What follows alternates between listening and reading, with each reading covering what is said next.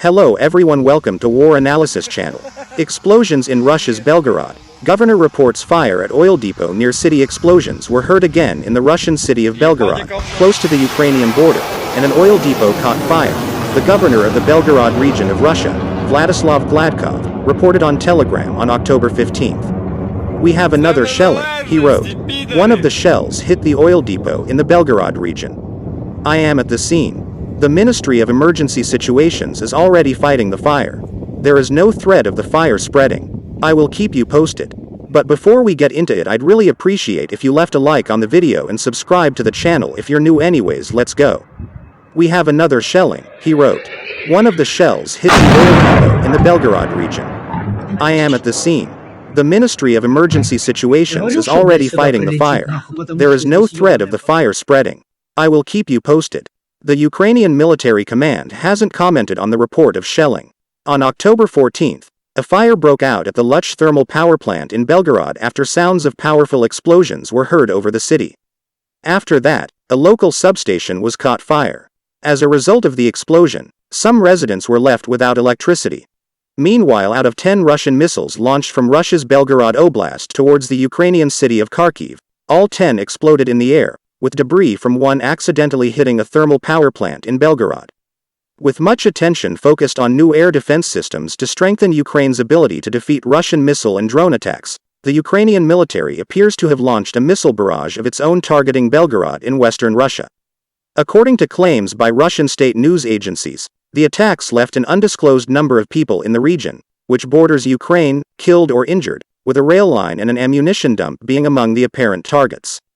Regions of southern Ukraine that Russian President Vladimir Putin illegally annexed have come under more heavy fighting overnight NZ time as Ukrainian soldiers pressed a ground campaign to recapture one, and Russian forces exploded long-range missiles and Iranian-made drones in another.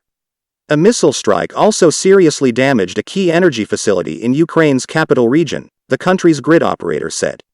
Following mounting setbacks, the Russian military has worked to cut off power and water in far-flung populated areas while also fending off Ukrainian counterattacks in occupied areas. Dmytro Posishchik, a hospital medic in the Zaporizhzhia region's capital who has treated dozens of people wounded during Russian attacks in recent weeks, said people sought safety outdoors or in his building's basement when the familiar blasts started at 5:15 a.m. on Saturday local time. "If Ukraine stops, these bombings and killings will continue. We can't give up to the Russian Federation," Posishchik said several hours later. He put a small Ukrainian flag on the broken windshield of his heavily damaged car. Russia has lost ground in the nearly 7 weeks since Ukraine's armed forces opened their southern counteroffensive.